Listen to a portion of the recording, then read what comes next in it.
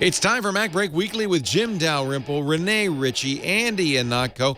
Lo and behold, big scoop for Mark Gurman. He says in March there's going to be a big Apple event with a brand new Apple Watch, brand new Macintoshes, maybe even a brand new iPhone. We'll ask Jim, yep, nope, next. Stay tuned. Netcasts you love. From people you trust.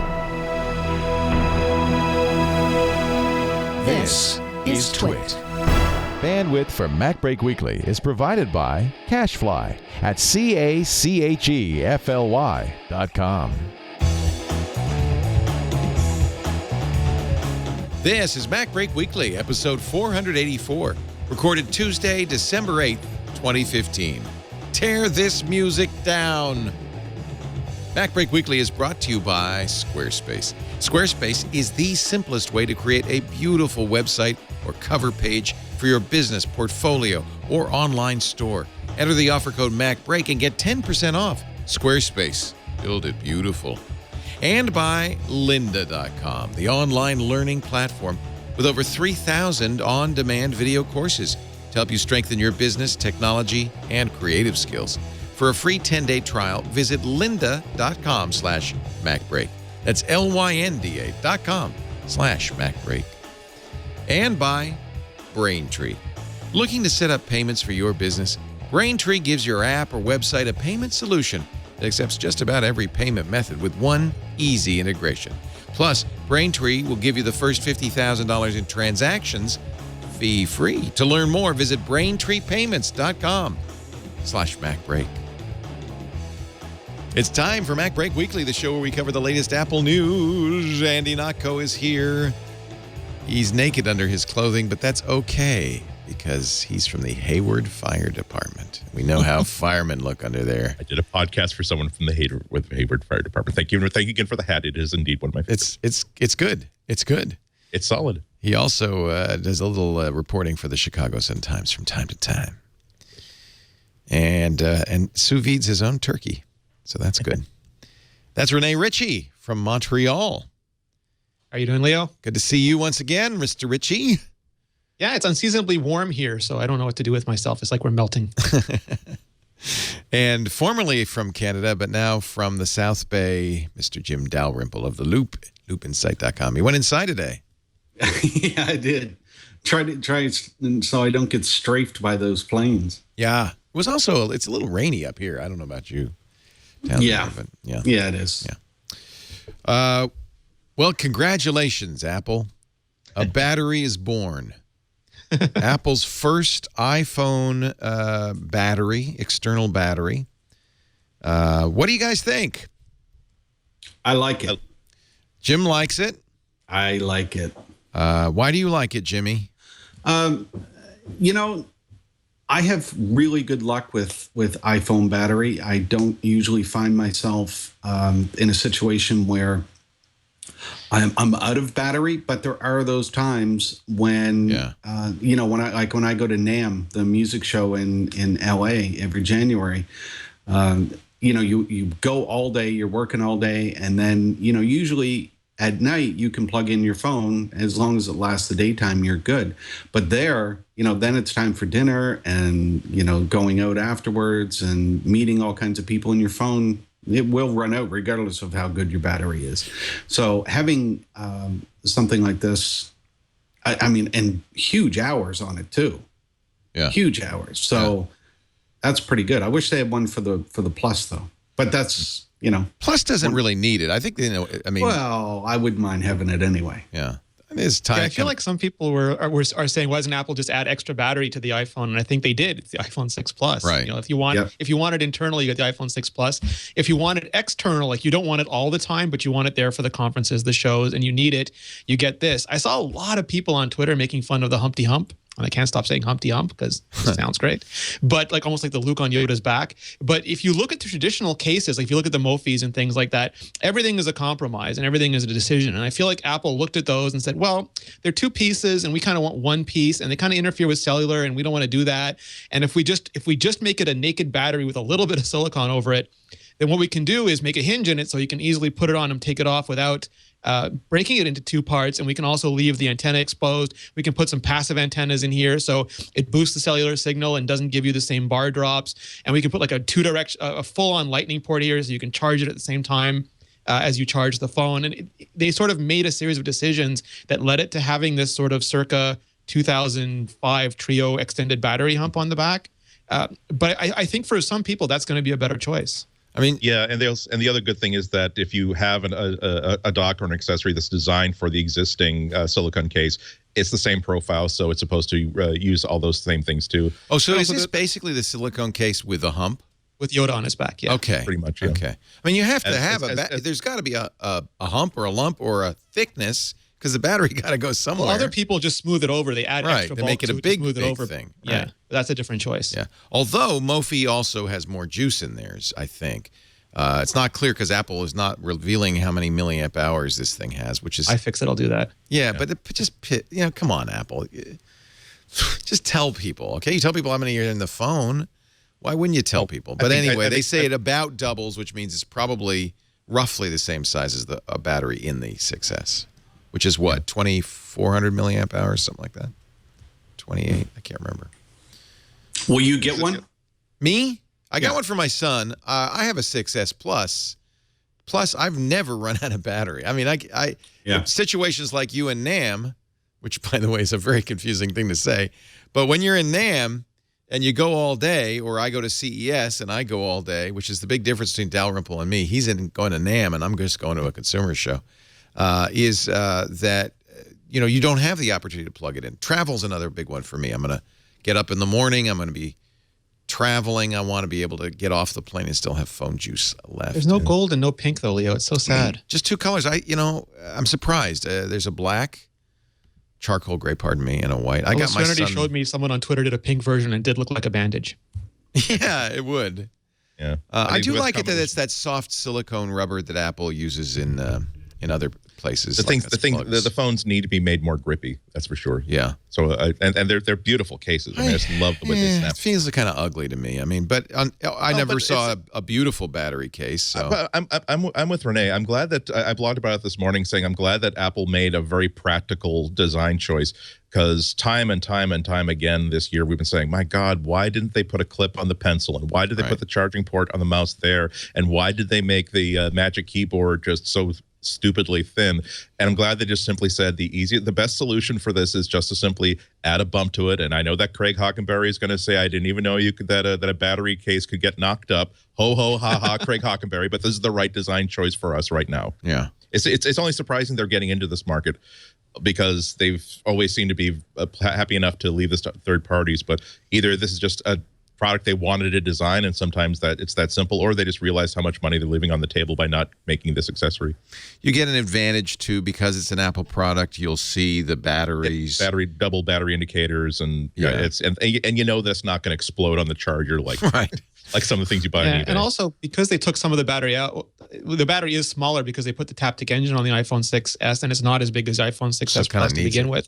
Yeah, some people have been complaining about battery life, and this is a nice way to get the money off the table for the battery thing. Right. And also because Apple's such a high-profile brand and they have that sort of level of integration, they can offer something that's, well, I'm worried about the battery life. Well, just get this battery case right here. Right. So it sort of solves a lot of problems for them. Yeah. I like the idea that you can kind of peel off the top because it's soft silicone rubber. Yeah. You don't have to snap something together. I lose the snap-on parts for every time. Absolutely. I lose them and I break them. I mean, the reason why I always travel with something like this instead of a case is because I don't like having to. It seems as though you're kind of stuck keeping it there forever because it's so much trouble to get it in and out of the case. And I just like to be able to have this as slim a phone as I can possibly have in the case that I want to carry it around in, whatever that case may be. And this will also let me charge my iPad and other things like that. But I'm glad that Apple's deciding to bring their own design consideration to what for many people like Jim is an essential. Yeah, and if you're price sensitive, you should absolutely shop around. There are much lower costs. They're always aware that there are third-party solutions out there, so they're not forcing you to spend $100 on a phone case. Here's something that I didn't know, but I think thanks to Serenity, I know now, which is I assumed that the earphone jack on this was electronic, that it was connected via Lightning, but in fact it's just a hole, right? It just goes through into the phone body, I haven't seen it yet. Well, somebody pointed out that you're going to need an extender. While it will fit Apple's headphones, because of course Apple knew, there are some third-party headphones, including Beats headphones, that won't fit in that hole. I thought it was Serenity. Maybe it was. Has anybody seen one of the? Have they shown any pictures of it outside of the case? Because it would seem as though they would just put a pass-through in there. It's not. So yeah, I get. Well, okay. I'll try to find. The Mophie is just a hole, and it ships with an extender. I always used to get extenders with the Mophies. Yeah. I can't imagine Apple would want to go back to you need a dongle for the headphones thing they did with the first iPhone. Well, I'd like to recycle all those jokes all over again because I'm very lazy, but I don't think that they would do that. And it also, like to Andy's point, it works with all the connectors, and it also works with the brand new iPhone compatible SD card reader. Yeah. The silicone case comes in different colors. I'm surprised that they didn't just, it'd be nice to have a product red. Maybe they're. Here we go. Here's a video. Is this Apple's video? No, wouldn't have an ad on it. This is somebody else's. Okay, so this is Verge. The Voyage. Voyage hands-on. Voyage. Can you see that? Yeah, so it doesn't look like it's sticking anything in there. So I bet it's just a hole. It looks like it's just a hole. And so whoever wrote this, I thought it was Rene, maybe it was Christina Warren, maybe it was somebody from The Verge, said that she could put her Apple headphones in there, but her Beats headphones were too thick and would need an extender. Or a drill bit. FYI. Womp womp. Or a drill bit. Yeah. Lauren Good. Isn't it interesting? This is the second device that's not coming in like a range of colors. Like I was surprised at the iPad Pro cases and stuff that's only available in gray. Are they getting more conservative in their ranges before they figure out what people actually want? I would guess that they want you all to buy black and white, and then when the red one comes out, buy that too. Black is always the most popular color. Like most people almost always just buy black. It's a little black dress or the little black shirt, and then like you add more colors depending on what you think the product mix is going to be. But this stuff is a little more expensive. Dress? Jim, come on, secrets, Canadians. But like you start off conservatively because it's almost inexpensive to make a silicone case, but we start adding battery or keyboards or things like that to it, then, or over their niche products, it probably amps up the expense, especially when you're doing tons of them at once. I can't believe we just spent 10 minutes talking about I can't believe that Apple's launching a product in December. There's just not much other Apple news today. I mean, God, how are we going to fill this time? A new Apple product is like Christmas, my friends. But they're releasing products late in December, which makes advent calendars cry. And they're releasing so many products this year. Right. We're trying to do a quick count of it, and it's just so much. Do you remember a couple of years ago, Apple hasn't released anything, and it's June by now, doomed. And then this year, it's almost like revenge for that. Well, it also raises an interesting. Okay, so the Lightning is a physical connector. There you go. It's showing it just right in there. Yeah.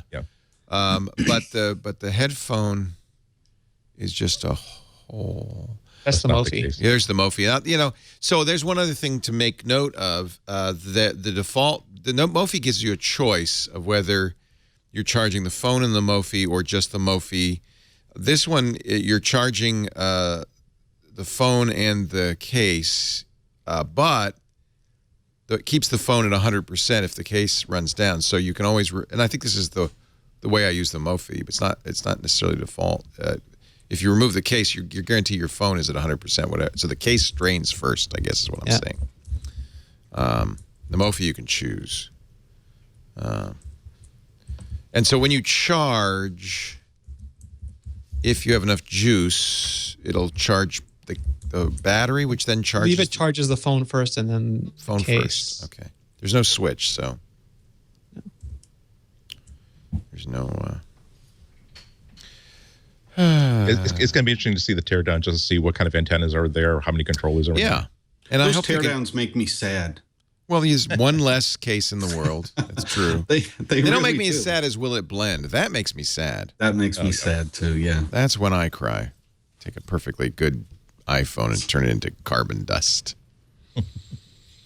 And then there's a little port so that the sound, because the speakers on the iPhone are in the bottom on the 6, right? Aren't they?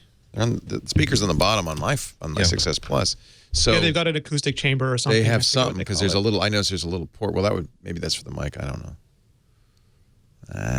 don't know. Anyway, so many products. You have many choices in the world. Well, I do want to talk a little bit about products and Apple's kind of proliferation of products. Remember and we'll do this in a second. When Steve Jobs came back to Apple, he drew the famous quadrant, the plus sign, and said, 4 categories: pro, consumer, desktop, portable. That's it. We're killing everything else. They've gone kind of the other way. There's a lot of SKUs. We'll talk about that in just a bit. Jim Dalrymple is here. He's no longer sad. He's cheered up. He's feeling better, I hope. I feel good. I feel good. I knew that it would now. Well, this is the season that little kids come rushing up to him all happy and asking for toys. So if he's got a hook on his face, it's Death he can Metal really Santa. damage some kids. Mommy, Santa's a Bruins fan. Death Metal Santa. I love him. Mommy, why is Santa Claus drinking a Heineken? Death Metal Santa, that's a good movie. Also, Rene Ritchie, who's just the happy Santa. He's the martial arts Santa from imore.com. Jim's from The Loop, loopinsight.com. And, of course, from the Chicago Sun-Times, Andy Ihnatko. I'm the Scrooge Santa. He's Scrooge Santa. I'm big. Our show today brought to you by Squarespace. You know, I was just thinking a good Christmas gift would be, you're a geek, you have a friend who needs a website, set up a Squarespace site for them and gift it to them. Wouldn't that be kind of a nice gift? Squarespace is where leoville.com, my blog, lives.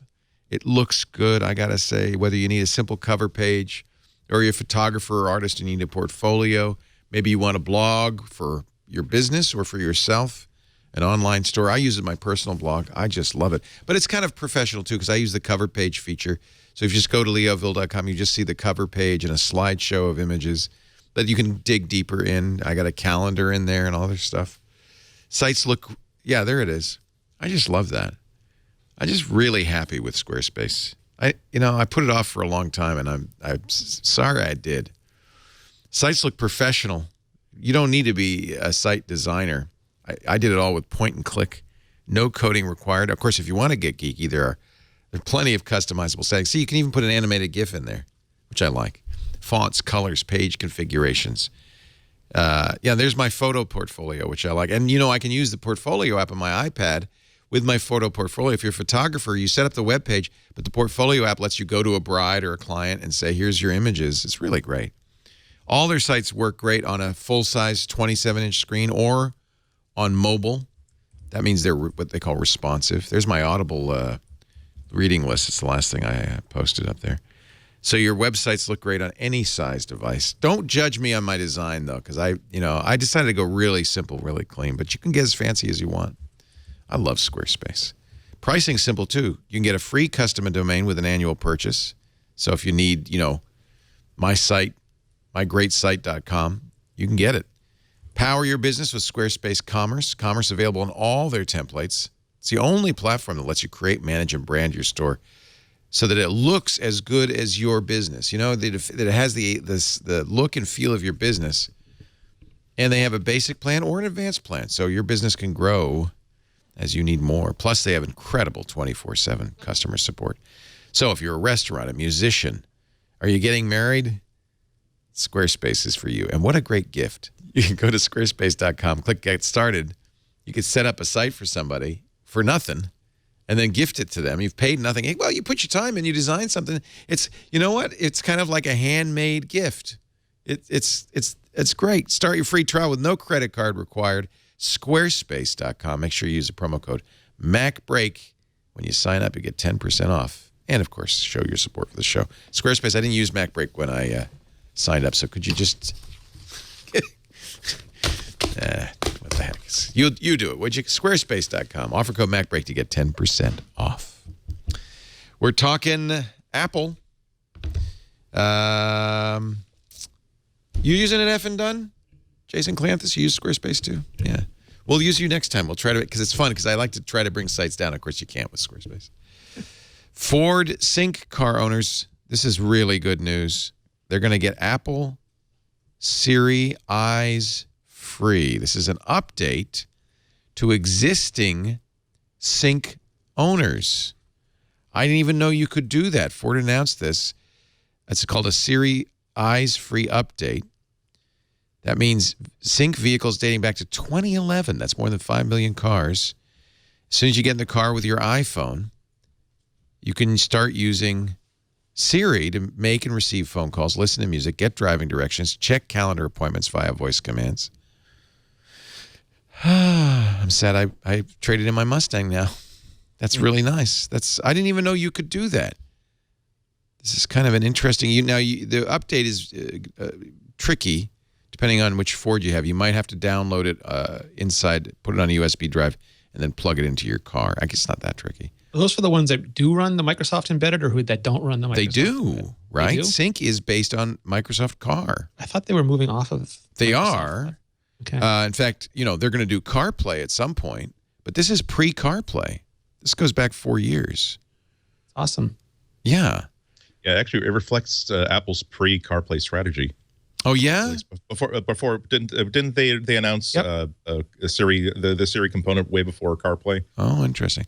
This is the My Ford Touch vehicles. Oh, okay. So this is not a new thing then, Andy. This is just Ford doing something that others have. Are other manufacturers doing this already?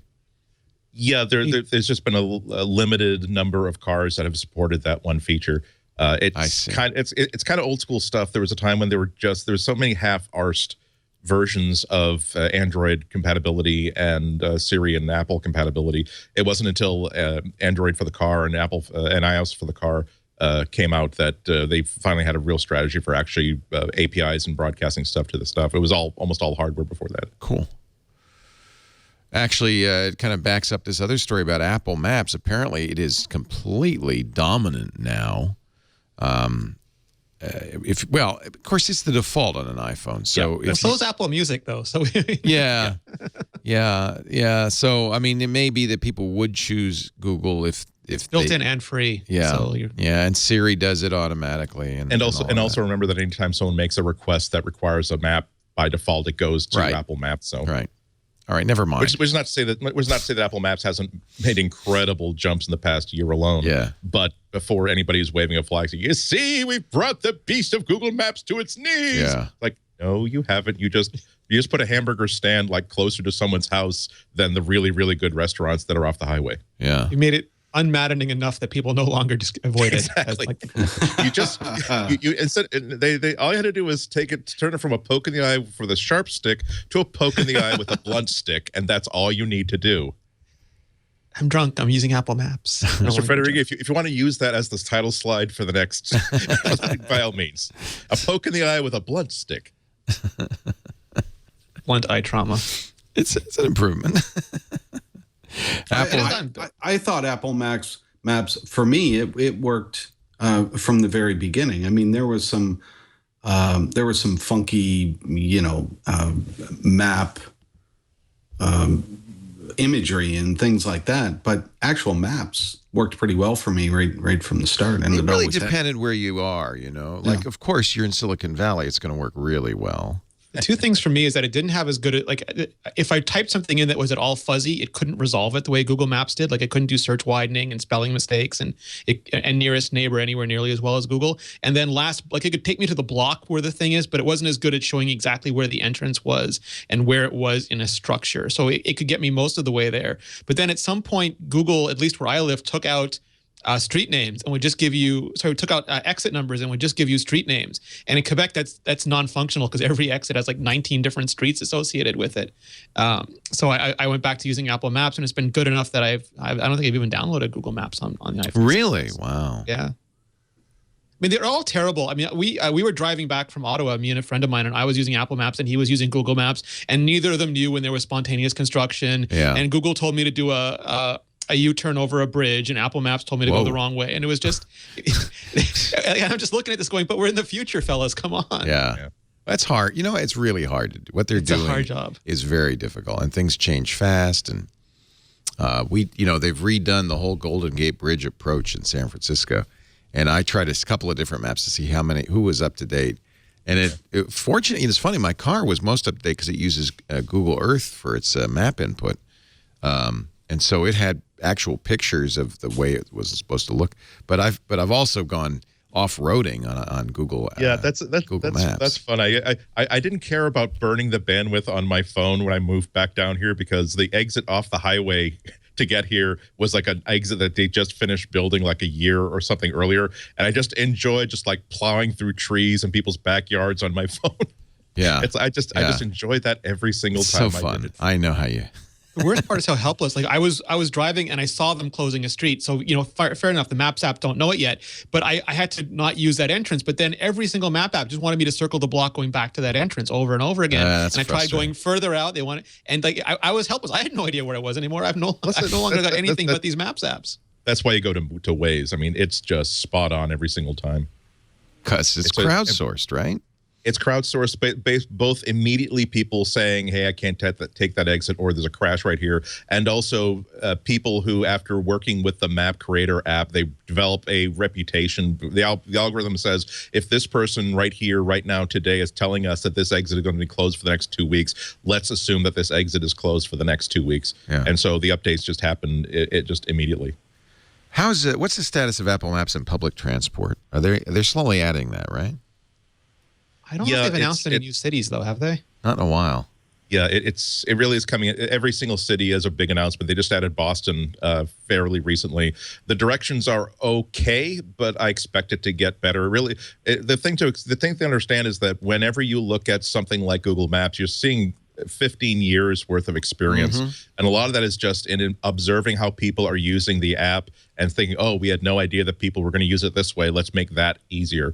And so Apple shouldn't be dinged when they roll out a new feature like public transit, and it doesn't work quite as well as something that Google Maps does. Google Maps is usually pretty brilliant at figuring out that the easiest way to get there by public transit. There's also a third-party apps that will also include Uber in that, and say what is it, City Mapper? I shouldn't mention it. So I keep getting these two apps confused whenever I think about them. But there's one that's just so good, it will say, well, here's how you would get it if you get a zip car, because there's a zip car lot just 2 blocks away from you right now.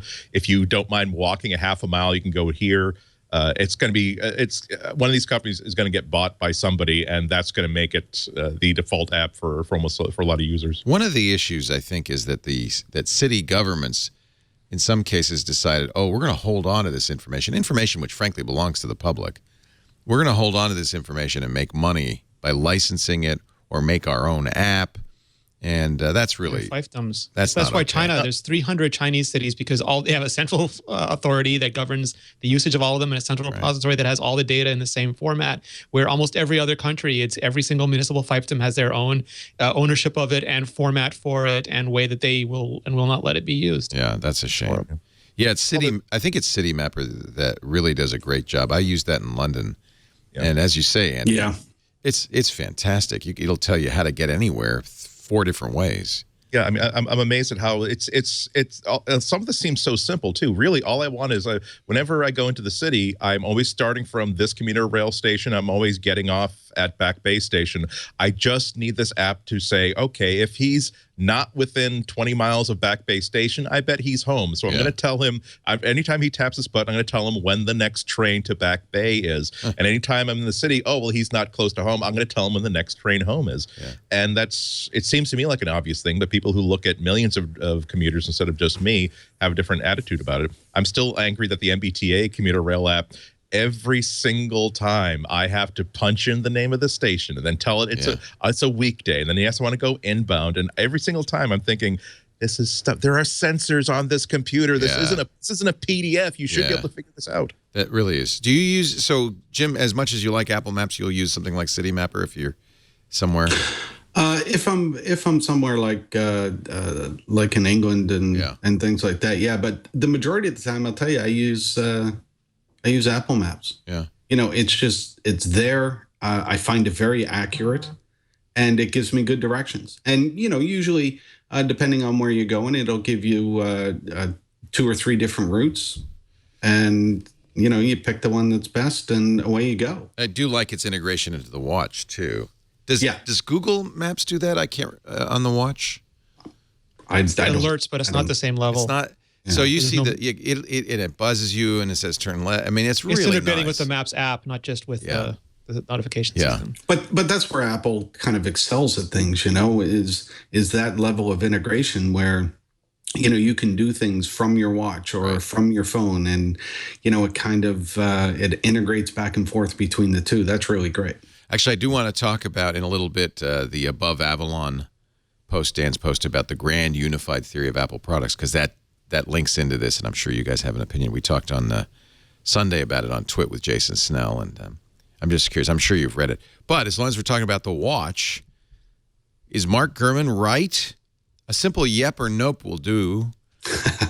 Apple plans March Apple Watch 2 event with a possible 4-inch iPhone 6C. And Max. And Max. Did he mention Max too? Wow. Could this be? It was at last year's March event that Apple announced my favorite Mac today, which is the MacBook, that 12-inch MacBook. Yeah, mine too. Love that. I'm just happy they're doing spring events to put a second again. port on that thing. You don't need a second port. Type-C is everything you need. It'd be nice to have. You don't need. I don't need it. I mean, the MacBook is my favorite Mac. I thought I would need it, and then you realize I never connect anything. If I do, I got a dongle, but yeah, I do it so rarely that I never need a second port. What I do need is a much more powerful processor, so I go back to the Mac Pro for that kind of stuff. Maybe that's what we'll see in March. Because the Intel Broadwell-Y, it still makes me cry sometimes. Is there a suitable Skylake part from Intel that would make the MacBook sing? I think they have an analog to the Broadwell. It's what do they call it? Core M, I think, is the product name. Yeah, Core M. Yeah, so there'll be a Skylake one. But I mean, it's a hard job. They're, as much as Apple is trying to bring the A9X up to sort of iPad Pro power levels, Intel's trying to push the laptop things down to ultimate portable levels, and both those things are really hard to do. Yep, Skylake for laptops has a faster Core M with faster RAM. I think March would be an excellent time to announce that, Apple. Yeah, I'd like a hefty. But what about Apple Watch 2? What about that? Is that credible? Don't know. I mean, they have. Are they done? Has it gelled yet? Are they done? Too soon, Apple. I'm just going to say it right now. I don't know if it's too soon. They have to really come up with something dynamic in how it tracks health. So if they came up with a really good sensor, if they had came up with a way to improve the hardware so that it could do blood pressure readings, without making the watch band into an inflatable cuff, that would be absolutely amazing.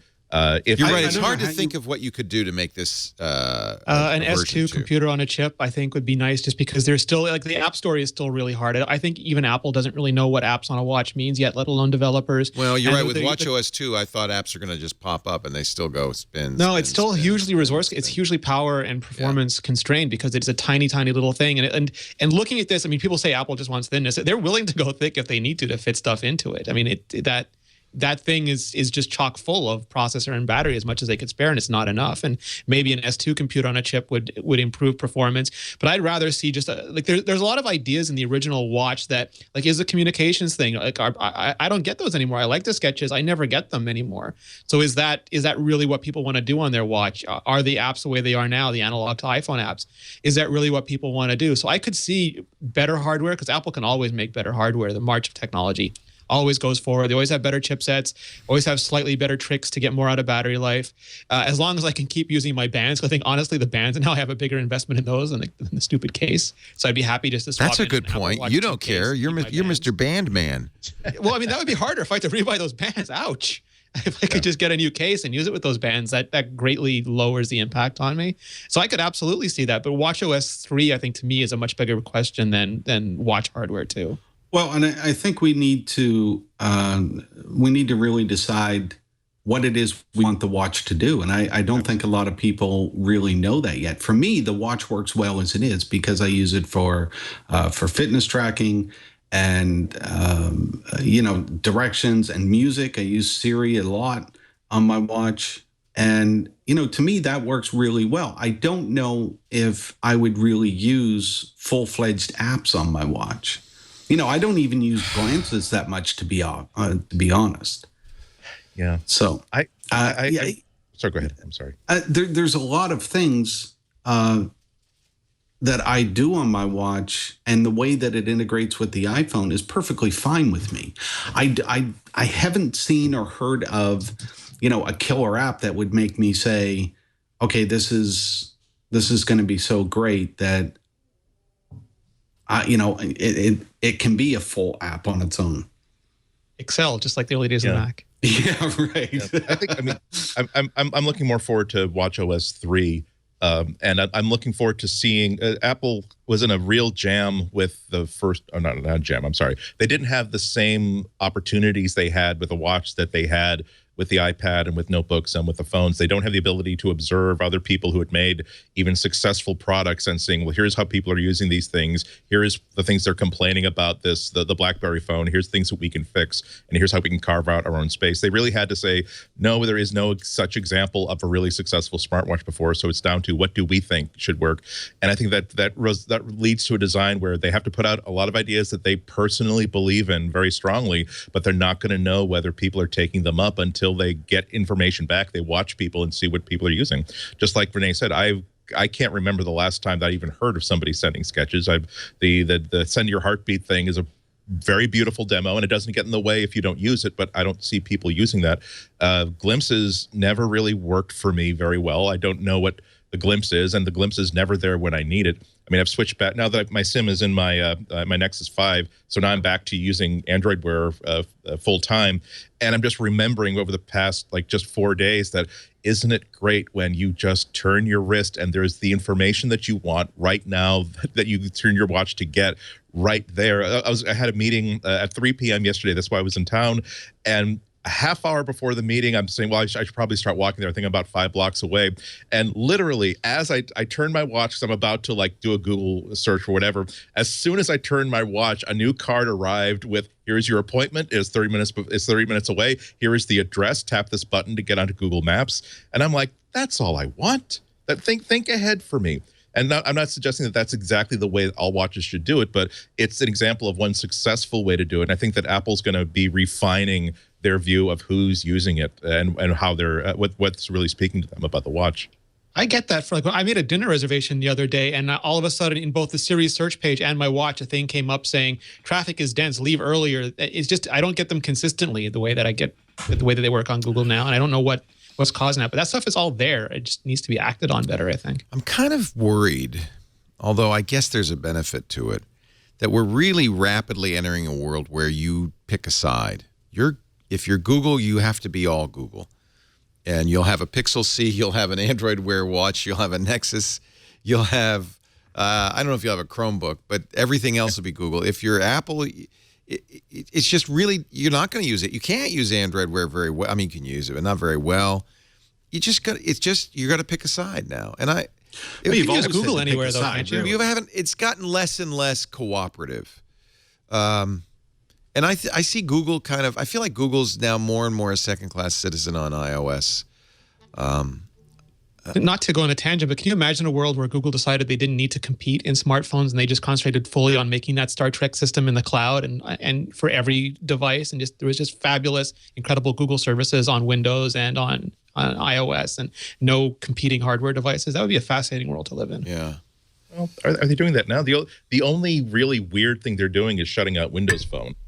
Which I still don't know exactly. It seems as though if they were really committed to all of our software everywhere, we don't care where you're doing it, it would say, yeah, you're gonna have to start writing some Windows Phone apps. The only company that's really cross-platform at this point, ironically, is Microsoft. Yeah, yeah. they're even non-Microsoft first quite often. Yeah. Well, that's you never talk about it's bad to talk about companies as though they're people and that they're doing things for the good of this or because they're fascinated by that necessarily. They run the business that they're capable of running, and Microsoft realized that now that there's so much diversity and now that their mobile has taken over, they can't get by on selling desktop operating systems and desktop-based software anymore. So now they're shifting, and the reason why that they make the best cross-platform, I can't think of a better cross-platform app right now than Office, the entire suite from edge to edge. And the reason why they're doing that is because that's the business that they feel as though they have to be in. Just like Google is in the business they have to be in, which is a web-based service that will deploy pretty much everywhere. And Apple's in the business they are in, which is to justify really well-made, really fine-crafted, really expensive pieces of hardware. I can't imagine how painful it was for me when people have been asking me, well, now that Dropbox is killing Mailbox, What do you recommend as an alternative on iOS? And I say, Mike, believe it or not, Microsoft Outlook. I switched to an Exchange server, and I'm really happy with it about 2 months ago. Really? You use an Exchange server? Because I was on, you need to do an audit. You use like a third party. Who do you? No, I subscribe to Office 365 Exchange Mail, $8 for my mailbox, and it's unlimited storage. The apps are all free, and they're really wonderful apps. I feel as though they're much better than the Mail. I have not even configured the Mail app on my iPad Pro because the Outlook app is just so much better than what I've been experiencing in Mail and other apps. Backups, support, it hooks up to everything else really, really well. I mean, the reason why I didn't even think about switching my Mail to Exchange was that I'm not a business. I'm not and it must be. I can't pay $100 a seat per month for whatever. But no, it's $8 if you're Wait an a minute, individual. I didn't even know about this. So okay, go to Office. I'm an Office 365 subscriber, so I can add for $8 a month. I can add email basically. Do I get an Outlook address? You can get you can attach your own domain to it. It's a separate thing from a regular Office 365 subscription, I believe. It will integrate into your Office 365, but it isn't. I don't know what the sales domain is, but I think it's something like exchange.com. And I was on the same email provider for about 12 years, and they were charging me $12 a month for like a limited 1 gigabyte of storage and a whole bunch of stuff that didn't really work. And now for less money than that, I've got something that is up all the time, and I don't have to keep cleaning up my mailbox every 2 weeks and all this other sort and all this great free software. So I'm pretty happy. I think Microsoft has done an incredible job on their iPhone, on iPad apps for Office. They've done a tremendous job on those apps. But I tried Outlook a little while ago, maybe 4 or 5 months ago, on the Mac, and I just thought it was awful. Oh no, the desktop app is terrible. No, the desktop. Yeah, everybody knows that. what they've done on. I don't think Andy's recommending Outlook for Mac. It's great. Well, I've been using the web app. Oh yeah, okay, all right. And can you use can use Apple's Mail with Yep, no, yeah. Mail contacts, everything has a Exchange support. So you even if you just want to use it as a mail provider and still use all of your standard stock Apple apps, it will work just fine. One thing. So what happened to the Mac? What happened to the Mac apps? Why are they so bad? Oh, they're still tied to the old Office, I think. Outlook was a horrific program. It's revenge for iTunes on Windows, Jim. That's what's confusing, because Outlook for iOS is not Outlook. It's Accompli. It's Accompli, yeah, absolutely. So the thing that I like about this too is, to Andy's point, a friend of mine was all upset that Mailbox is going away. And to me, I will never use an app that is not core to a company's business, because I don't ever want to care about an app that I'm using more than the company that makes it. But it was a great app, and then Dropbox bought it. I mean, that's the thing. I mean, did you wait? Absolutely, but I want to go to Microsoft because they care desperately. It's like I don't really use Inbox because I feel like if I want to use Gmail, I use Gmail. I don't use Inbox. I feel like that's something kind of the thing that Google will just take away one day. And then I'll be all sad about it. So I'd rather just use a company that's focused on making that product awesome, and that's their primary business. And I think Outlook is like that, and Gmail is like that. So I'm sorry, I keep going back to this. So Andy, I already have an Office 365 subscription, and then now I have Home. I don't have Business. Do I need Business? Because I could I have an Outlook address. Try going to outlook.com. I think it confused me as well, because there's Office 365 and then there's outlook.com. Right. Outlook.com is their mail program, which I do have an account. I mean, I have an address there. As you can see, it's basically filled with Microsoft spam, because that's just like the free email address that you get with whatever you do. Right. This is actually hosted Exchange. I got to check that out. You know what? I'll just ask Paul Thurrott and Mary Jo Foley tomorrow. Windows Weekly.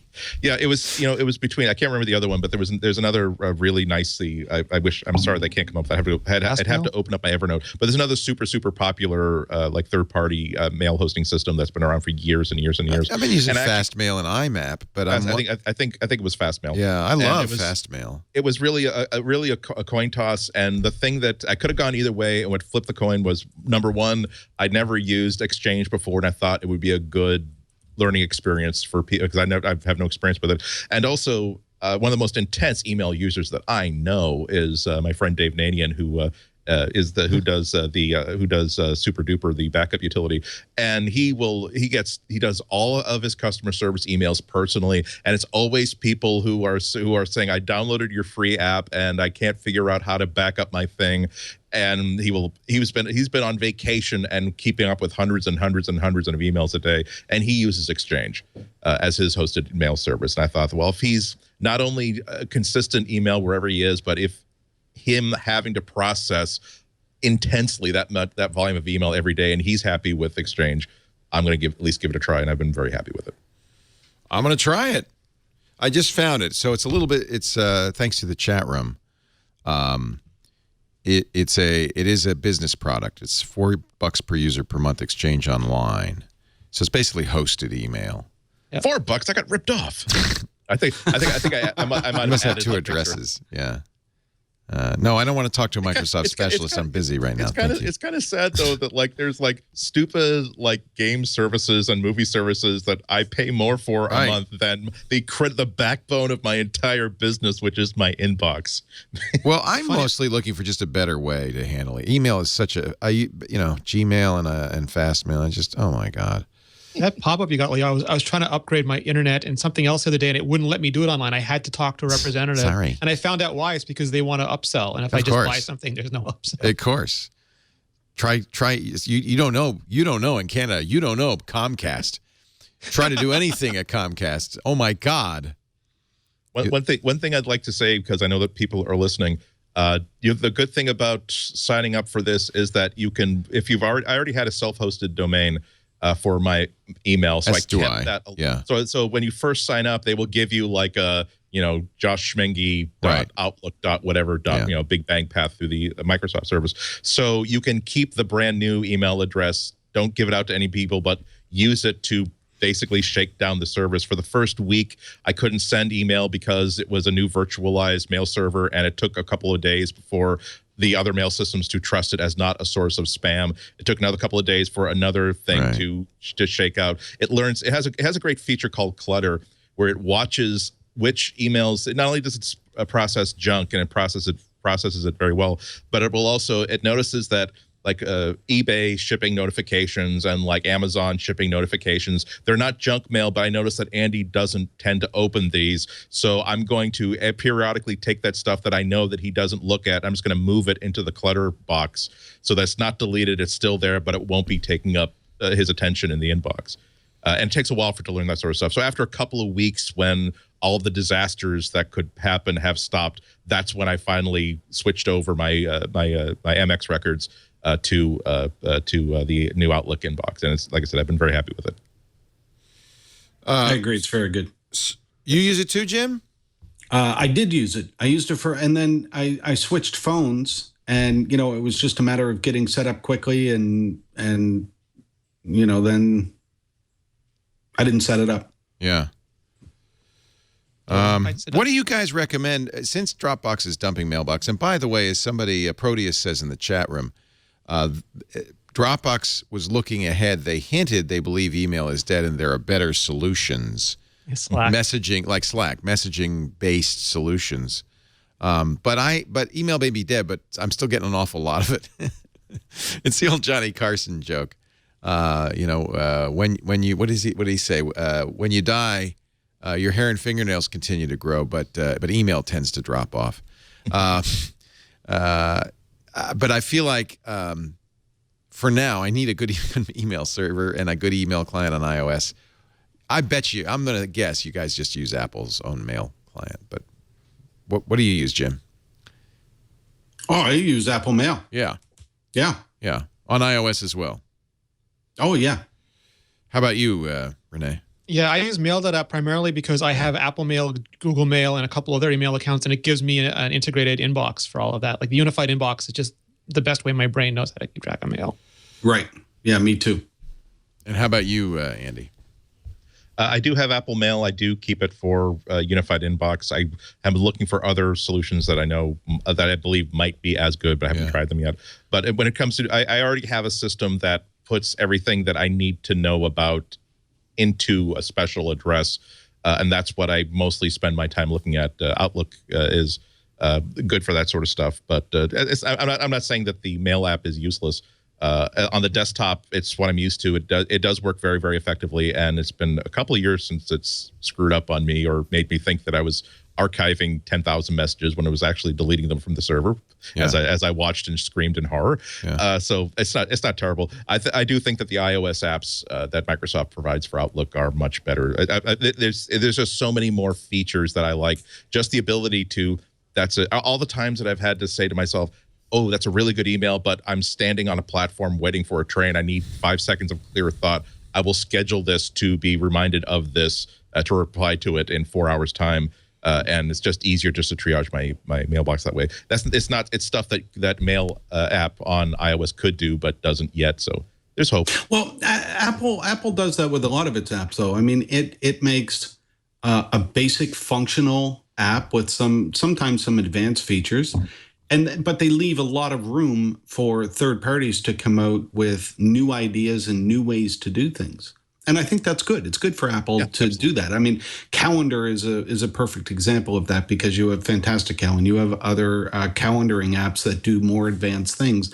But Calendar itself, if you get an iPhone or an iPad, every app that you need is there. You have Calendar, you have Mail, you have a web browser, and the all-important Stocks app. You have all of these apps that allow you to get started and do whatever you need to do. And if you become a more advanced user, or if you already are a more advanced user, then you can download more advanced apps and pay for those. Yeah. But I think Apple's strategy of making sure that you can do whatever you need to do right off the bat is a good one. It's a solid strategy. Yeah. No, it makes sense. And, I've tried Sunrise and Fantastical. Mm-hmm. And it's just a little bit difficult. I mean, that is absolutely the right way to go. Oddly enough, they can do some damage by making those built-in apps too good. There's a reason why Microsoft would ship an app called Notepad.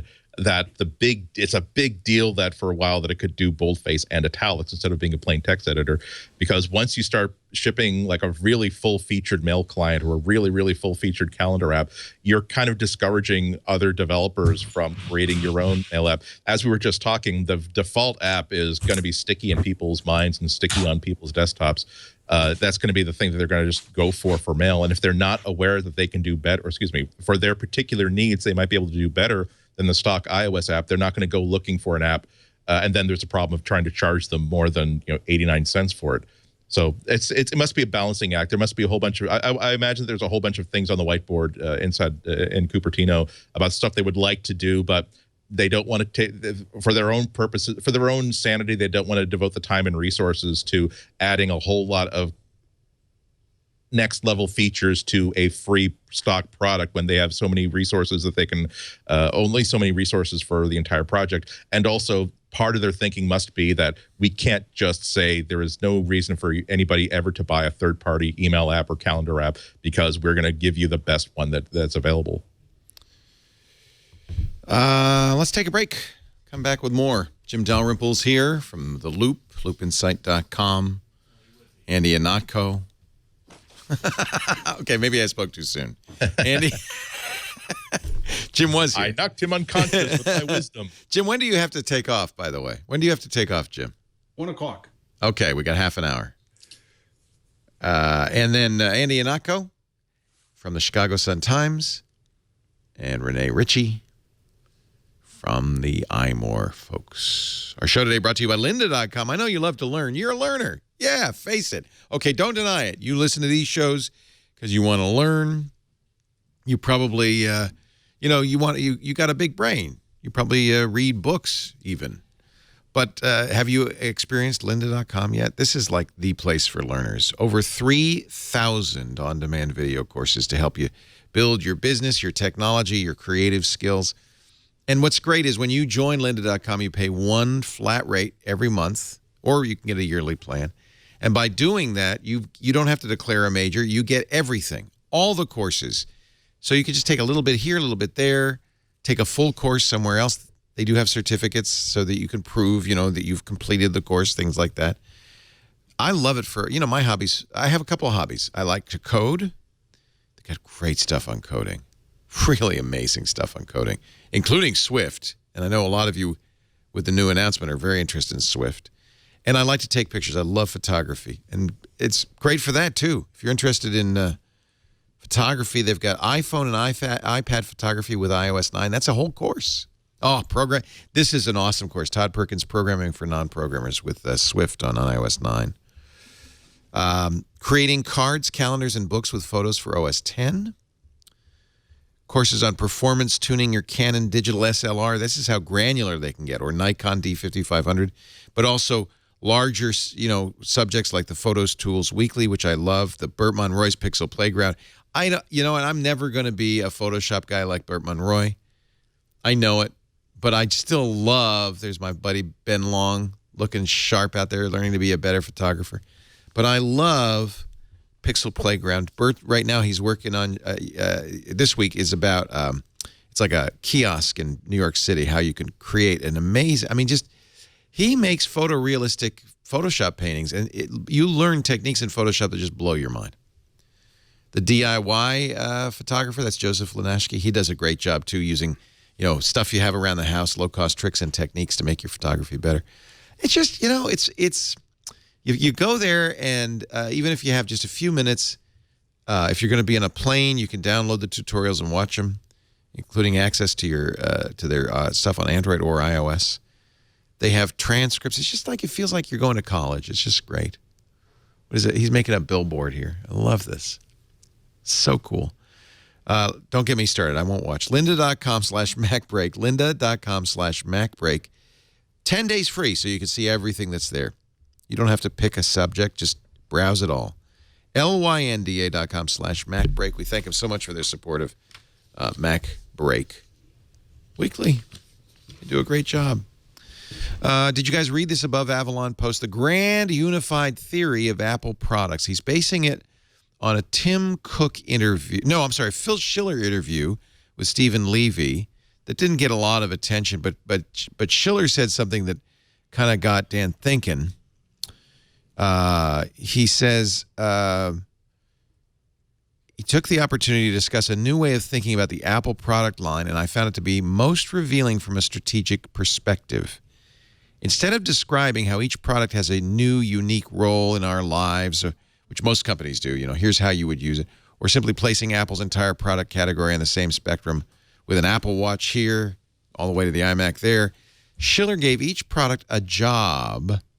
Make consumers, this is really interesting, I'm curious what you think, make consumers feel like they don't need a larger, more powerful Apple device in their life. So the job of the Apple Watch, to do more and more things on your wrist so you don't need to use your phone as often.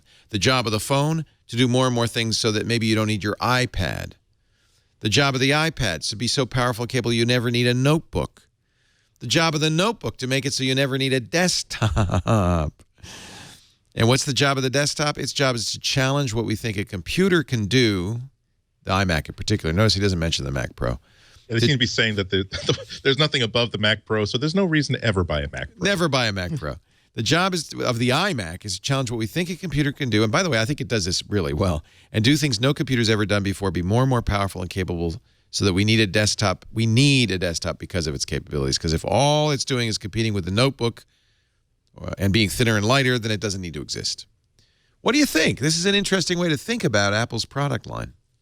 Yeah, it's sort of that thing. I forget when we talked about it. I think maybe we talked about it when the watch first came out, where like my father bought an Apple II Plus so he wouldn't have to drive downtown and use an IBM mainframe. And then I got an iPhone so I wouldn't have to stick to my Mac all the time and I could go off and do other interesting things.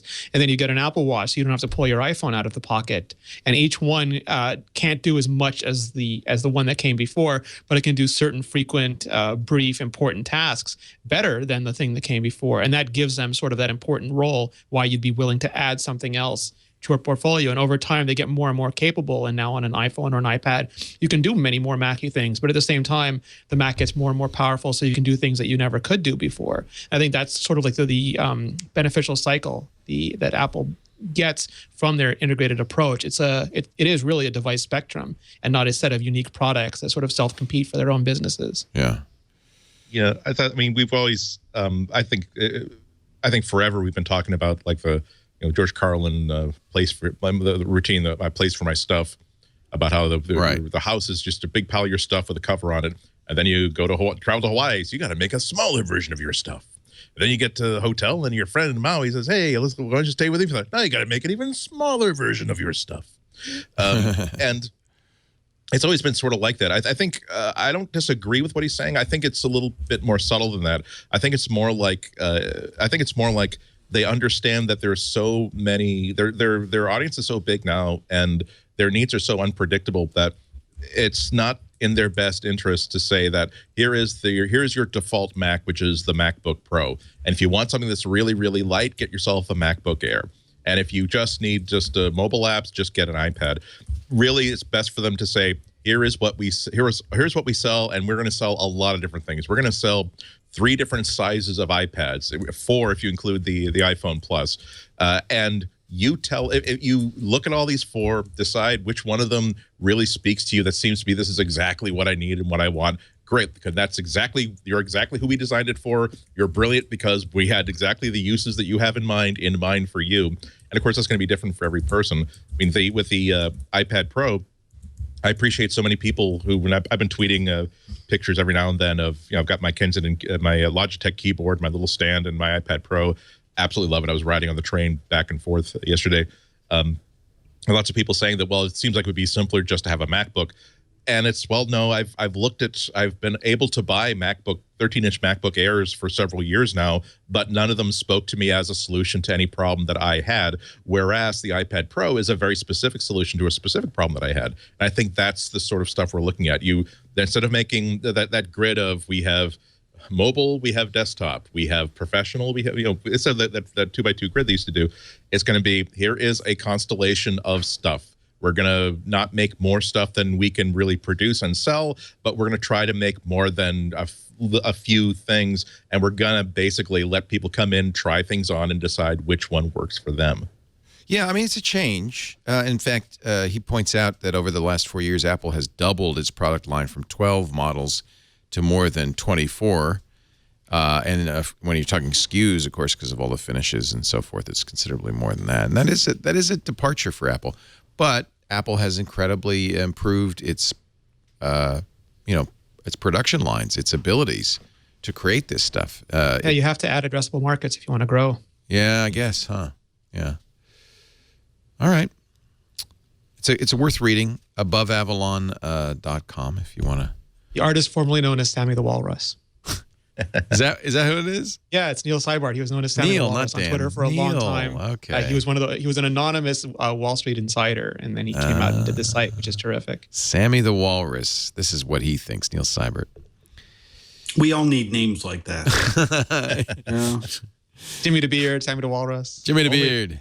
Only if you get to choose it yourself. Don't let any of the people. I did notice that I ordered my mom an iPad Pro because she's an artist and I wanted to get the pencil. It's not going to come till January 15th. They're still having a hard time with this.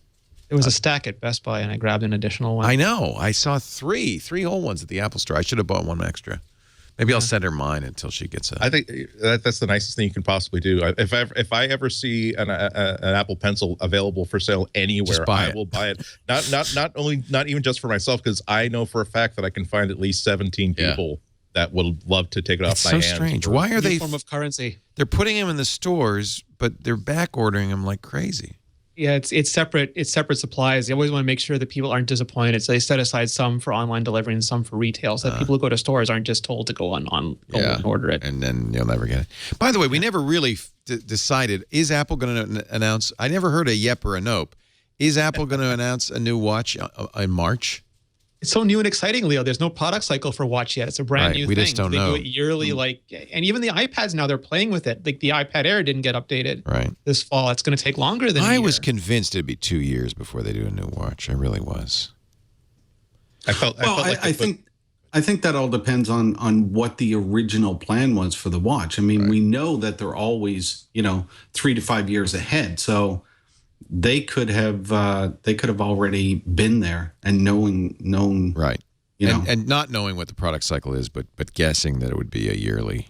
iPad 2 was transformatively better, and so was the iPhone 3G. Right. So it's interesting. But if you paid $17,000 for a gold watch, you're not going to be happy. You won't care because you're buying it because it's a gold. You're not buying it to have the latest and greatest technology. You're buying it because $17,000 is the same thing that you pay for your Singapore Airlines flight to Tokyo, right, and you're going to buy that over and over again. Because you like to have a shower on your plane. Do we pay our employees a living wage, or do I have a gold gadget watch on my wrist? I didn't do it, Mumsy. It really, because I got to talk to someone who had it, and it really is a different world. Their airline tickets cost tens of thousands of dollars. They buy the $20,000 dress, and and it only gets worn once. The 5-star hotel room costs more than I think I've paid for plane tickets. It's a completely different world. It's not ours. And, I got the stainless steel. I didn't get the sport one. But, of course, if they announce one in March, I'll get a new one. And I may not even sold on the watch. So I think I was with Jim at the watch launch in Palo Alto, and there was a whole group of people who all looked like retired semiconductor people trying to figure out which gold watch they were buying. It wasn't that they were buying the gold one. Yeah. Which one? And Jim and I were just looking at them and then thinking. And I'm trying to figure out which sport model I'm going to get, Can I afford to get the Milanese loop in addition to the free band, or am I going to just be calculating how many words I have to write until I've eaten the cost of this? I was also trying to figure out how I was going to smash the display glass and run out with it because, even the sport one. They thought that when you walked in. Yeah. Well, I think that Apple's devices are very well priced myself because what you get is so useful and it lasts so long. Okay. It's a unique perspective. Apparently, they do buy. I don't mind paying up for quality. I didn't mind paying for the MacBook. I felt like, although that's pricey for what you're getting, I'm going to get $1,400 value out of it. Yeah, I do think that the Apple Watch Edition is probably the most embarrassing thing that Apple's ever made. But when you look at, for instance, the Sport Edition and the Apple Watch Edition, the Apple Watch Nothing, and you compare it to pretty much every other maker on the market that's not a Tag, please, of course, correct me on the pronoun. The Tag Heuer, however you pronounce it. I mean, I kind of like hearing you attempt to pronounce it. Don't help him. All I know, the only thing I can remember is that no matter how I pronounce it, someone corrects me because, again, I do not live in the world of $1,500 watches. But I mean, I love my Moto 360. This is the one that I actually purchased for myself. I had a review in it, but I had to buy one of my own. And it's a nicely made watch, but you compare this to even the Apple Watch Sport Edition, and you feel as though Sport Edition is better constructed. You feel as though if something's going to last me 5 years, it's certainly going to be the Sport Edition and not this. If something's going to have, if I don't actually be active with it and therefore don't scratch it up, could I sell this to somebody in 2 or 3 years? Certainly for the Apple Sport Edition, maybe not for this. When you look at the forums, wait a minute, did I misunderstand? You didn't buy the Tag Heuer. Oh no! Okay. No, this was like $200. That's the Moto 360. Yeah, that's the Moto 360. Yeah. I'm looking forward to looking at the Huawei Android Wear watch, which is real stainless steel. But how often were those updated? It just bothers me that I wish that the affordable model were more affordable, and it also just doesn't make any sense when I look at the accessory bands. I'm like, I do not see this stainless steel band costing $500 of anybody's money. I do not. I see their $150 leather strap, and I see that's a nice strap. If I got that free with a watch, I'd say, wow, they really gave me a nice free band. I would not spend $150 on it. It doesn't look like a $150 band. It doesn't look as good as the band that I got on last year's Moto 360 for free. The Tag Heuer is sold out for like months. Yeah, but they're making like 2,000, 3,000 a month. They're not like making millions of them. Somebody wants them. I would, Yeah, no. So yeah, I mean that's not cheaper than an Apple gold Apple Watch. Particularly because you're selling them specifically to Tag owners. You're selling them specifically to luxury watch players. Yeah. And I'm sure Apple's never going to release the figures, but I'd love to see if they're selling 2,000 or 3,000 gold watches every quarter, let's say. Or whether it turned out to be just pretty much a promotional thing. Apparently, the Dubai store opening was a fairly large set of gold watches. Oh, I bet they did. You'd expect that. They probably sold 2,000 right there. Hey, good news. Swift is open source. Kind of alluded to that earlier in the lynda.com ad. Apple making good its promise that it would be an open source computing system, and already people have ported it to Linux from the GitHub repository, and IBM, I love this, has created the Swift Sandbox, which is an online service for free that you can go to, write Swift code, compile and run it. It's not quite the playground. In fact, the playground's not available in the open source version of Swift. Can you REPL it? It's basically a REPL. Because you can run code directly. So here I'll do the hello world, which maybe it doesn't. I can't get back to that. But I loaded it up. When you first load it up, it loads hello world, which is just a couple of lines of code. And you click the run button, and you can see the output immediately, which is very cool. It's an Apache license too, which is fairly permissive. Yeah, that's a good license. Yep. No problem with the Apache license. I hope more people take it. Somebody just said 9.2 is out. Is that right? Yep. 9.2, Yep, WatchOS 2.1. Oh, crap.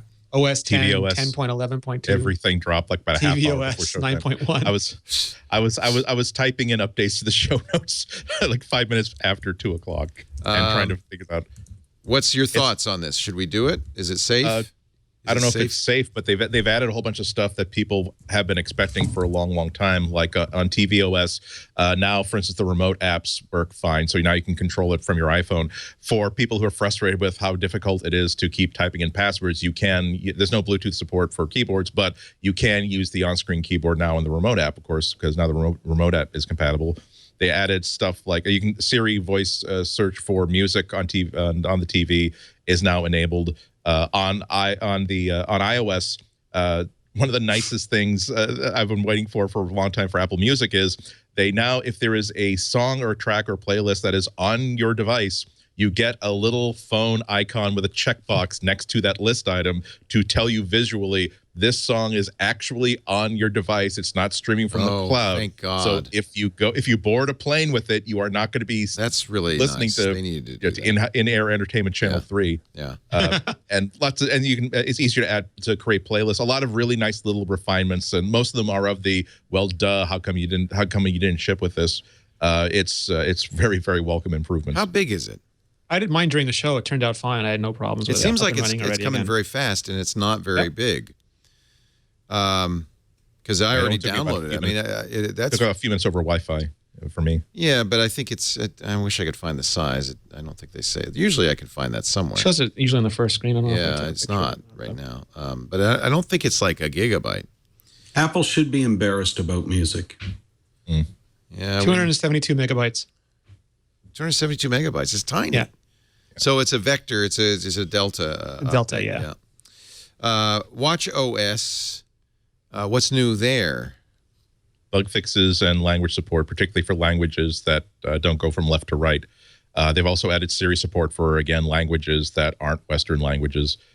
So a lot of Arabic languages, a lot of I'm looking for the list in front of me, but a lot of international support, a lot of bug fixes. I can't remember if it has actual features that people who in America who's use the English stuff would actually use. I can't remember Apple ever updating every product that they have at the same time. Somebody wants to go home for Christmas or for the holidays early. They do close everything down for the holidays. But it's December. They should stop. Yeah. Something Jim said actually triggered, like Jim was just talking about Apple Music for a second, and it occurs to me there's this theme going around because Jim is a power Apple Music user, and it's been horrible for him. I just use Siri to play stuff, and it's been fantastic for me. People who have big collections of media on Drobos or other devices, they're really upset with Apple TV because it stops some forms of MP4 from working, and the Home app is still, like the Computers app is still a mess, and they really can't access their collections. But I just use it to stream stuff, so I'm fine. Brent Simmons just did a post about his father's ongoing issues with Mail, and he's a super intelligent guy, and Mail just won't work. John Gruber and Matt Durance were talking about how things just won't sync. Like you put in a text shortcut and it just doesn't sync. And we've gotten past this time where things either work or they don't work. But like the more you use a product, it looks like the more pain you're getting from that product. Yeah. Well, as long as they're updating it. My music doesn't sync between my Mac and my iOS device. I mean, Apple Music today updated the fact that you could download and make available offline your music. we're 5 months in, and they're just getting around to this now. Yeah. A few weeks ago, I went on a trip. I downloaded all of my Guns N' Roses for a short flight, and I get on the plane, hit airplane mode. 8 songs out of 100 actually downloaded. So Apple is finally getting to this now. So when I get to where I was going, in order to make sure that I had music for the flight home, I downloaded Google Play, subscribed, downloaded my music, and it worked flawlessly. Now, you look at Apple TV. They updated Apple TV today. I haven't tried this yet, but when Apple TV first came out, I went to Apple Music and added a song. Sure, okay, you can add a song, no problem. Then I went to that album, and it looks like I have the whole album, added to my music when I don't. I only have one song. So I go to remove that album or that song, when you press the button, and it comes up with this screen and says, remove from my library. I press that button 100 times and nothing happens. So then I go to cancel and the song is there. It's like Apple wants me to have this song. No, I don't want that song. So now I'm going to go out as soon as we're done here and try that and see if that bug is fixed. But there's so many bugs. So many bugs. Well, and worse, they're different for different people. So it's very hard to predict what's going to happen. And the last time Apple had this many bugs in an app, they wrote an apology letter, and that was with Maps. Yeah. So I don't know what they're doing here. I mean, I added Led Zeppelin 1 and Led Zeppelin 2 to Apple Music on my Mac.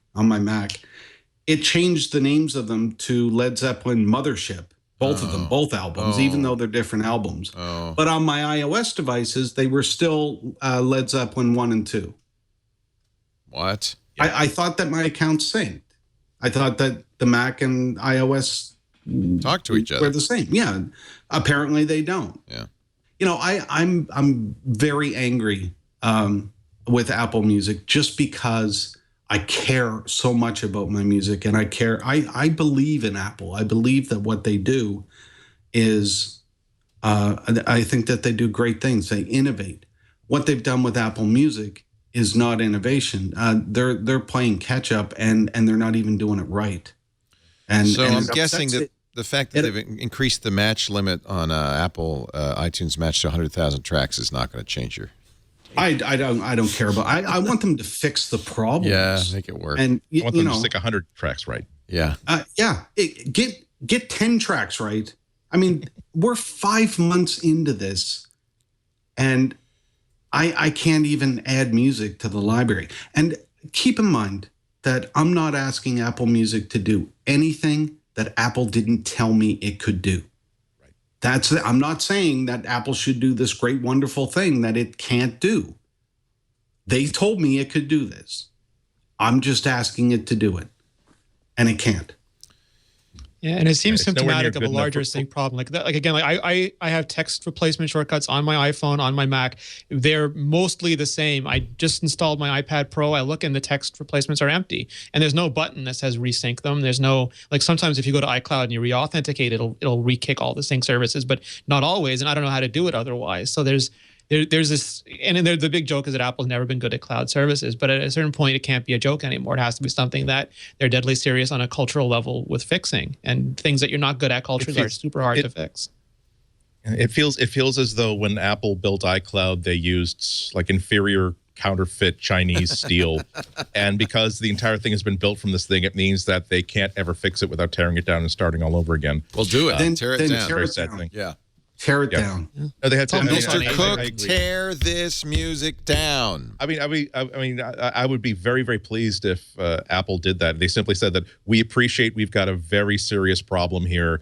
Yeah. We are going to pull back for a second and restart. We're going to Apple Music is still going on. It's going to work great, but please realize that we are capable of saying that we bought a load of tainted meat. Please don't buy the beef burritos anymore because those are tainted products. We will have non-tainted products out on the shelves soon enough, and we're not hearing that from Apple yet. See, right. All I ask is that they do what they said that they could do, and they're just not. And every once in a while we see an update. I have no idea if this update that comes out today actually fixes anything or it doesn't. I mean, the last time they released updates for Apple Music, I guess some of them did get fixed. Some of the bugs did get fixed. But the bugs just continue. And I believe in what Apple says. I believe in what Tim Cook says. And as a company, I believe that what they do is great. And that's what upsets me about Apple Music, that it's not great. It's not even mediocre. Yeah. That's what upsets me. It's amazing to think that there's a critical piece of Apple infrastructure. There's an app that is so important to Apple that it comes pre-installed in the dock of every iOS device. And it's an app that every time, as a consumer, I think whatever you do, you have a brand new iPad Pro and it's great, but whatever you do, don't introduce it to music. The first, I download the Amazon MP3 app. It's a little bit, it has the right idea, kind of the same way that Google Music has, where I like the idea that it's almost designed to be two different music players under the same icon, and an on-device music player and a streaming music player. And it's always absolutely explicit to you and to itself about what it means to do at any one given moment. And I've never surprised myself by not having something on that device that I thought was going to be on that device. RDO passing away, what would be your choice then as a replacement? I take it not Apple Music. It's sad because it's a great opportunity to snarf up a bunch of RDO users. I think the choice is already there. I mean, Pandora has their intellectual property, and Pandora is basically going to turn themselves from a radio only to radio and on demand. Wait till they do that. Yeah, I mean, and Pandora's radio service is the best on the market. Better than Spotify, much better than Apple Music. Have you tried the Google, now that Songs has been absorbed by Google, have you tried the Google stuff? Because you have. Yeah. Yeah, I downloaded the app to make sure I have music for the way home. Yeah, right. And the Google app is great. Yeah. It's that kind of stuff that bothers me. I should not have to go to another service just to download my own music. I shouldn't have to do that. Well, this is what we were talking about at the beginning of the show, which is, it seems like now, in order for everything to work, you have to choose a side. But once you've chosen a side, you don't have that option. Right. You're kind of all in or nothing. And I think it's a lot to ask of a company to have expertise in every area. Again, if that's what they're promising, then exactly. Then don't tell me that you can do it. Right. If they had to come out and said, "Look, we're going to try this. We're not really sure if we can do it or not. Beta label on it. Here's a beta, and let's see how this goes." Yeah. Okay, great. No problem at all. Let's try this beta. That's not what they said. I'm a fan of Google Play at this point, especially because of the YouTube Red that comes along for the ride. The ad-free versions of YouTube, the YouTube Music. They have a good collection. I like their software. My biggest concern is that the independent companies won't be able to survive the razor-thin, really hard business, and it's going to be Google and Apple. It's going to be Google, Apple, Microsoft, and Amazon. It's and maybe not Microsoft only because they don't care. I think it's tough even for Pandora because the record companies squeeze them and can squeeze them as hard as they want.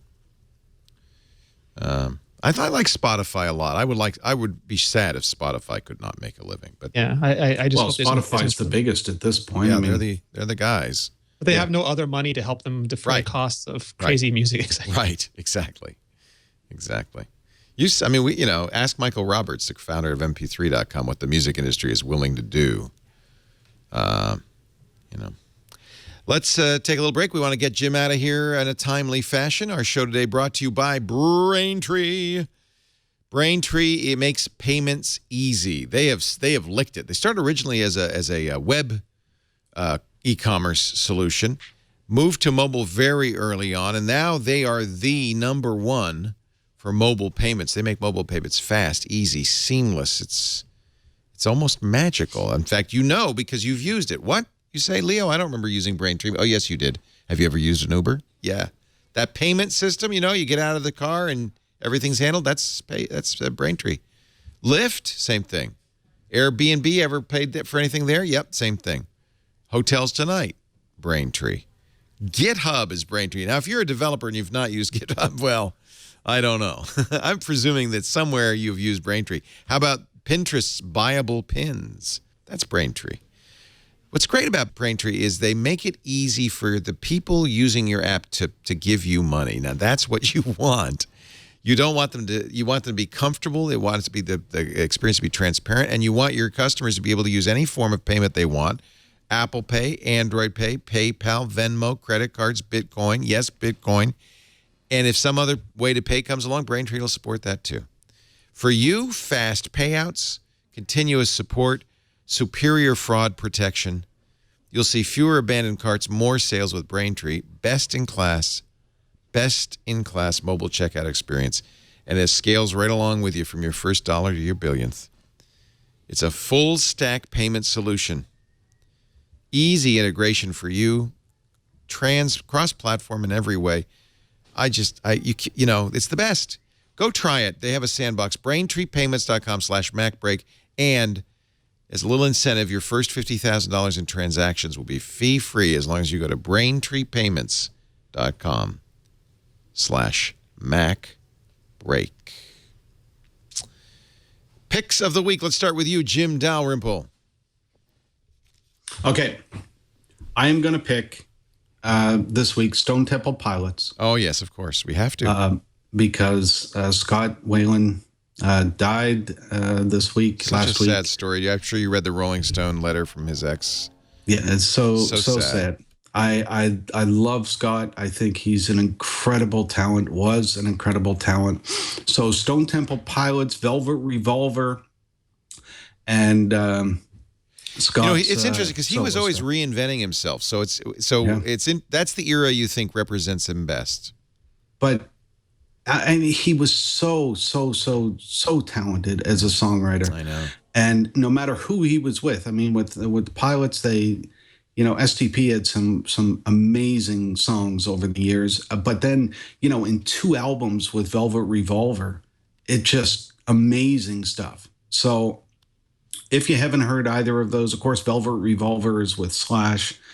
If you haven't heard any of those, please go listen. He was great. There's also a couple of concerts on Quello, which is on Apple TV. One with Stone Temple Pilots, one with Velvet Revolver. Some just great concerts. The way that man could move on stage was, he was so skinny, but he'd be moving around up there, and it was great. It was kind of like Axl Rose in the old days, the way that Axl would move, but before I get fat with cornrows. So. It's sad to say Scott didn't get a chance to get fat. But, no, Scott didn't. Yeah.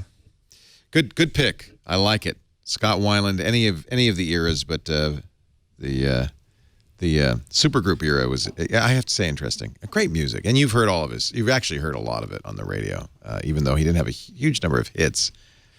Radio played a lot of STP. Yeah. Thank you, Jim. We'll let you go. We made it. 1 minute to spare. Thank you. Loopinsight.com. Do not fear this beard. Thank you, Jim. We'll see you soon. Happy holidays, Jim. Happy holidays, yeah. Yeah. Hope to see you before the holidays, though. Are you going somewhere for Christmas? No. Nope. Staying home? No. Yeah. It's warm there. Why is he going to move? Yeah, stay right where you are. All right, Jim. Take care. See you guys. Rene, Ritchie, imore.com. Your pick of the week. So I'm picking, it's something that is both old and new. It's Apple's Lightning to SD card reader. And the big deal here is with iOS 9.2 on the iPhone, it also works with the iPhone now. Finally. So a giant finally with like marquee and blink tags on either side of it. Yeah. It originally launched with the iPad, and it was a great way when you were on the go to take out the SD card from your traditional camera, stick it. I'm calling an SD card traditional. This is how far we've come from your regular camera. Put it in there and just suck everything into your iPad. You could edit it on the go. But now the iPhones are so powerful and they've got such good software on them that a lot of people have really wanted to be able to import photos into the iPhone and use that instead because it's one less thing to carry around. And now you can do it just as easily. You buy the adapter. I believe the adapter is physically the same. So if you have the original one, you should be able to just update to iOS 9.2 and start using it.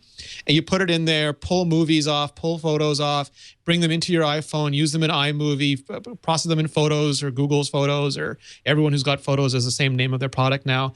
And it's incredibly convenient, especially on an iPhone 6s Plus that is so powerful a chipset and so much screen space. It's just, for me, it makes mobile much more fun. Super happy with it. I'm glad it works again. I was always puzzled. It works on the iPad too, because I've had trouble with it. It's always worked on the iPad. Right. At least for me, it's always worked on the iPhone. And it's always been marked as compatible with the iPad, and it works great. I think Serenity was doing all her editing on the iPad Pro with it. I know. I want it for the iPad Pro. By the way, the new one is supposedly, if you use it with the iPad Pro, you're going to get USB 3 speeds, which is cool. The iPad Pro. So the biggest problem with USB speeds on the iPhone on iOS devices traditionally is that they didn't have PCI architecture, and they didn't have NAND flash memory that could write at anything approaching USB 3 speeds. So it didn't really matter how fast the cable was. It just sort of mattered how fast they could do I/O, and they couldn't do it fast, so there's no point. Now they've got this whole new storage controller, which is very similar to a MacBook controller, super fast, and they got PCI architecture, so it makes you start to wonder, could they even get like Thunderbolt speeds out of it if they wanted to eventually.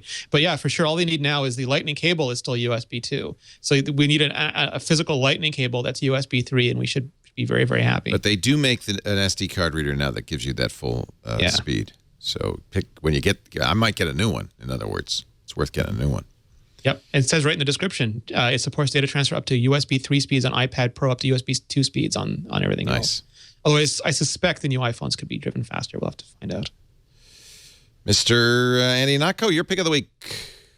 Quick reminder that Monument Valley, that wonderful game that everyone was talking about earlier this year, is free for iOS, but it stops being free at midnight tonight. So if you're listening live, definitely go snag yourself a free copy because it's a great game. Really good. But my other pick is another old but new again.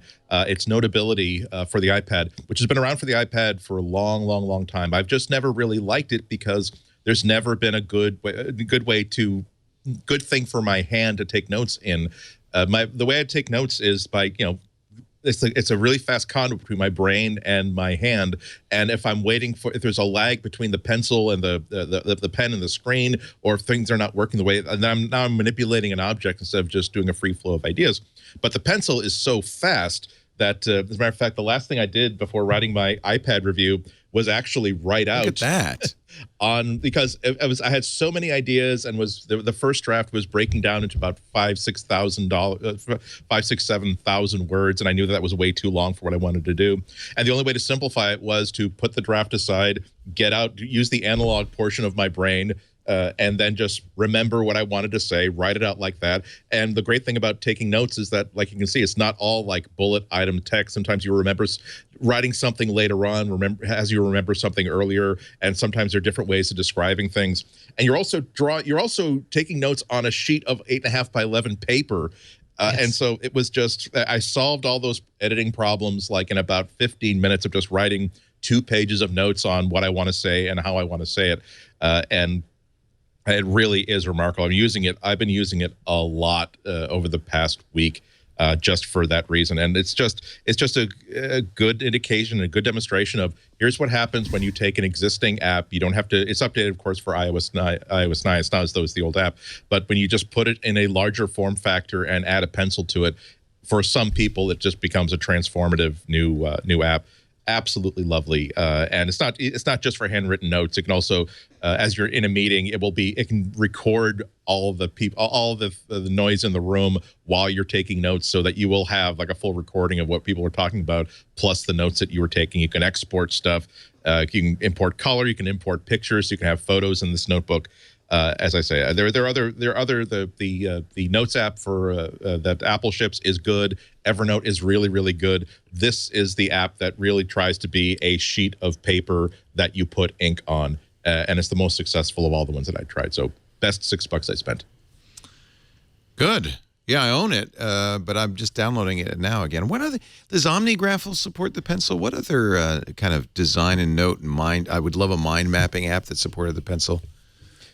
I haven't tried them yet. I'd be surprised if it didn't. The Omni Outliner, for instance, has the most ambitious keyboard support I've seen in an iOS app, and it flies in the iPad Pro. So if it doesn't do pencil. I'd be really surprised. And then they'll be supporting it soon, I know. Yeah. Love Notability. Hey, we're out of time. This was fun. And I'm updating all of my hardware, so I can't really show you anything. I was going to, and maybe I will, I was going to mention, because this is such a narrow market, but Chris Marquardt has talked me into buying a film camera. In fact, I bought such an old film camera. It's as old as me. I bought a film camera my age, the Leica M3, and it has no light meter on it. But here's the good news. Your iPhone does. This is Pocket Light Meter. Chris Marquardt recommended it. It's a spot meter. You can buy a little add-on for a couple of bucks. It'll give you a dome over there. It'll make it a more diffused area meter. You could pick the ISO of the film you're using. Let's say I'm doing ISO 100. And then you can lock down the shutter speed. Like, I don't want to ever go slower than a 30th. So if I'm taking a picture here, I need to set the aperture to f2.8. It's that easy. You can also log it, which is fantastic, out to Evernote. So you can have the picture that you took. This is great. I'm going to use this because my film camera won't really have EXIF information in the film about where I took the picture or any notes that I want, but I could put that into my smartphone as I do the meter reading, and then I can add it and have a record, a log of where I've taken the photos and so forth. So this is pretty sweet. It isn't. It's free, but if you wanted to buy the developer a pint of beer, $5.99, no ads then, and I think it's probably worth spending a little bit of money on it. So it's Pocket Light Meter. There's a lot of different ones. Look for the one with the icon that looks like an old school spot, light meter, incident light meter. Nice little pick there. All right. Andy Ihnatko, Chicago Sun-Times. Read him and enjoy him. CWOB.com. Love him. Send him money. Well, tweet at him, whatever it is. Whoa. Money. No, love or money. Definitely money. Sorry. I didn't if you have a choice between love and money, pick the money. Rich people can love him too. Send him a gold watch. Mr. Rene Ritchie, he's at imore.com, and of course a great place to go to keep up with Apple News, but also the bestest tutorials and information. His 10,000 word review of the iPad Pro and more. Thank you, Rene. Great to see you again. Continued warm weather. Thank you. In Montreal. I hope you have a great spring. We do this show every Tuesday, 11 a.m. Pacific, 2 p.m. Eastern Time, 1900 UTC at twit.tv. If you watch, join the chat room, irc.twit.tv. That's always a lot of fun having that interaction going on.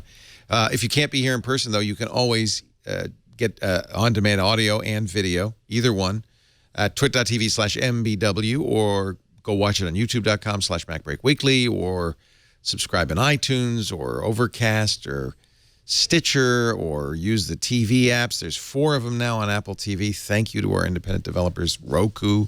Thank you, Houdini 7. All of those great apps. That way you never miss an episode. But now I'm sad to say, Security Now coming up next.